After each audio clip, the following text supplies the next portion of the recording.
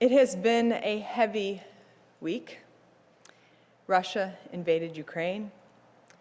The Texas Attorney General declared transgender health care for minors to be child abuse, which the governor promptly supported. And tomorrow is the 10th anniversary of the murder of Trayvon Martin on a Florida sidewalk, pack of Skittles in hand. Even so, there is good news too. COVID cases, hospitalizations, and deaths continue to fall, locally, nationally, and globally. We're even singing together today. Also, there are incredible stories of bravery coming out from Russia of those who are protesting against the war at great cost.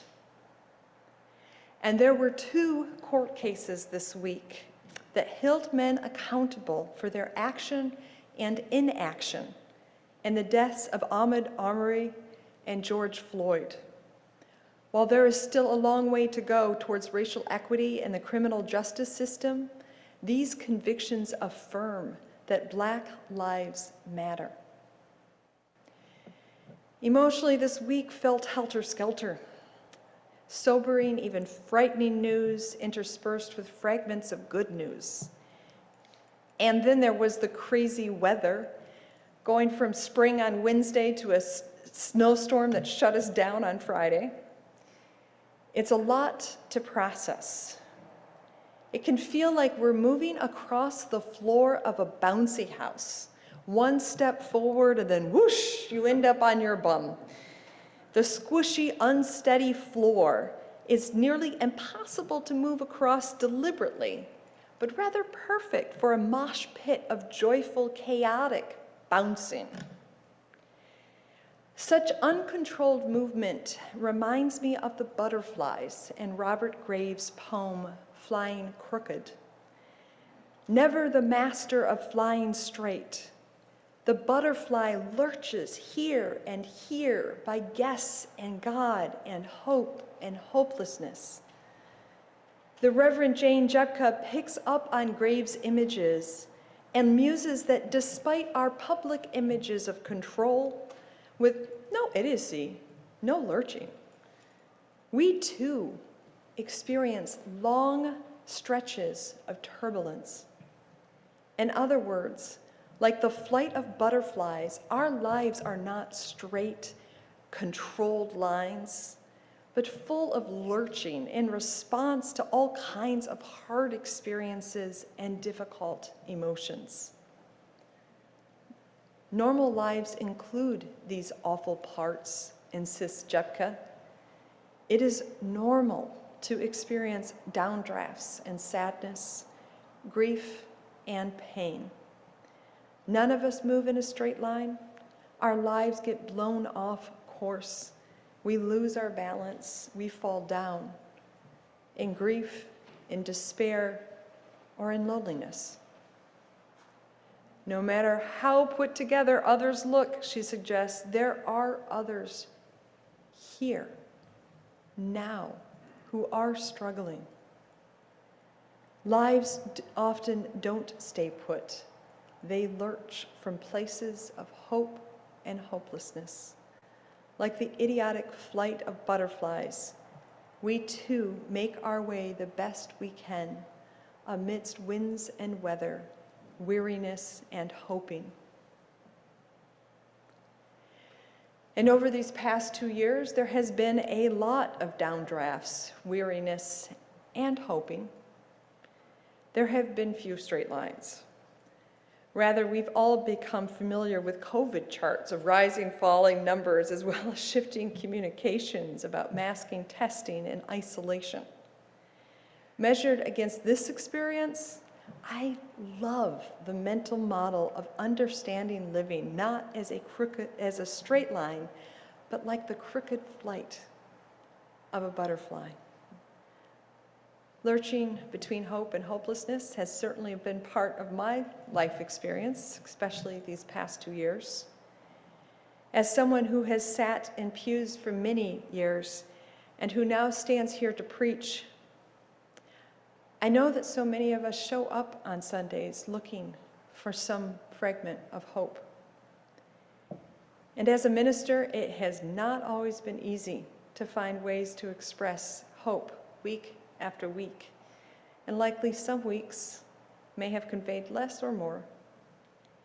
And yet along the way, I think that I have also learned something more about the nature of hope. We often speak of having hope as if it's something we can possess. But I have come to believe that hope is not an object that one acquires, has, and perhaps loses on a chaotic, troubled day. Hope is not like a noun, like an orange or an apple.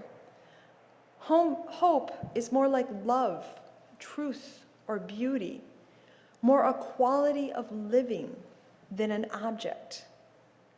Perhaps then, rather than saying we have hope like an object to possess, we can follow the lesson of Finn in the story we heard earlier and clearly mark hope as a verb. We choose to hope. We do hoping.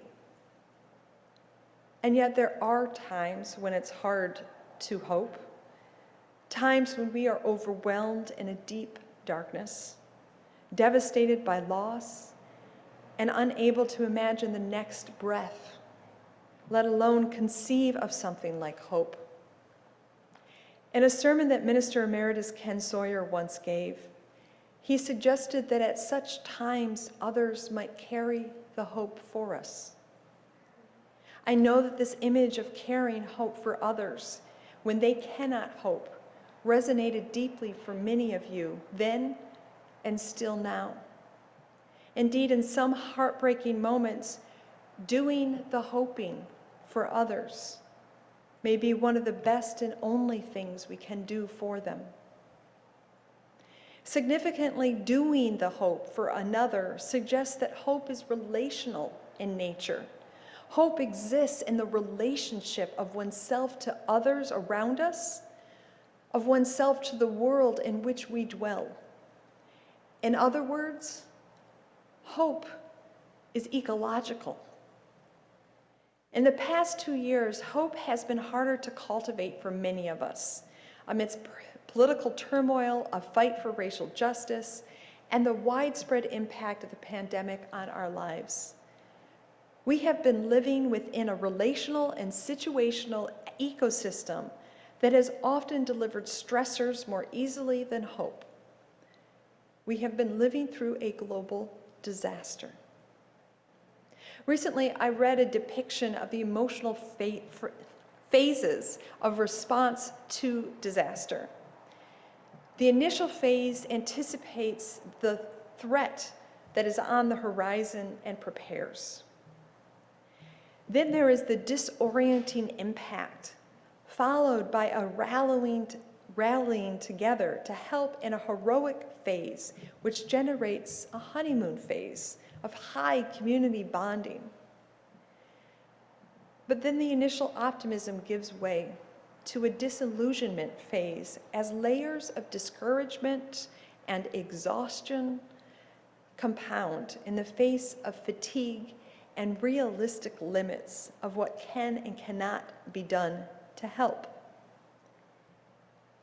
And then in the final phase, there is some kind of coming to terms with disaster by working through the grief. However, the article explains, this pandemic has been nothing like a typical disaster because of the extended stressors that likely also extend the disillusionment phase. Focused on nurses, the article points to nurses' need to keep working and responding to repeated phases of crisis, even as others in the society began to move on. The complexity of ongoing repeated stressors nurses faced increased the likelihood not only of their burnout, but also secondary traumatic stress, cumulative grief, and even PTSD. For those of you who are medical professionals, I recommend the article, and more importantly, encourage you to consider some of the supports mentioned. You'll find a link on the online copy of the text. And while most of us are not medical professionals, I believe the lessons drawn about the complex emotional phases of this disaster are relevant to us all. We can all point back to those early days of prepping with panicked shopping trips. We can fondly remember the pride of our impressive sewing masks campaign. But for some time now, I suspect many of us have been riding the bumps of disillusionment amidst political divisiveness, variance, changing CDC recommendations, as well as persistent racism, xenophobia, and transphobia. Where is the hope in all of this? What if hope is here and here and here? Scattered around us in our relationships with one another and with the earth. What if the question is not, where do we find hope? But rather, how do we nurture the experience of hope in us and others? Or put otherwise, what can we do to help ourselves and others feel more hopeful, to do more hoping? In the story, Finn's dad hands him a flashlight, explaining, hope is keeping a little light on, however dark things seem. Thanks to his dad, Finn now has a way to do hoping. Then, after some time reflecting with his flashlight, Finn notices the moon, the biggest source of light and of hope. I love that the hoping of Finn and other pet owners mingles with the hope elicited from the moon as well. Increasingly, I notice how the ecology of hope emerges both from human relationships with one another, as well as with nature and for some with God. Hope emerges in relationship. Understanding hope as ecological means approaching hope not as a singular object one possesses or does not possess. Rather, hope is a relational process of hoping, of turning on a flashlight, of lighting a chalice, of sending a get well note or a condolence card to a friend, hoping for them that they will make their way to a different place. Hope is something we can do, and hope is something we can help to foster in ourselves and others. But maybe not every day. Maybe today the downdraft has you drifting towards despair. That's normal too. Normal lives include the awful parts. But perhaps we might start to foster hope by taking heart from the idiocy of butterfly flight, trusting that the crooked path might lead us again from hopelessness back to hope, from despair to some joy. As Jepka writes, it's a help, I think, to accept the idiocy of flight, the butterfly flight pattern so firmly implanted in the human mind and heart. Let the lurching then be no surprise, and know we're all up there, flying every which way together. May it be so. Amen.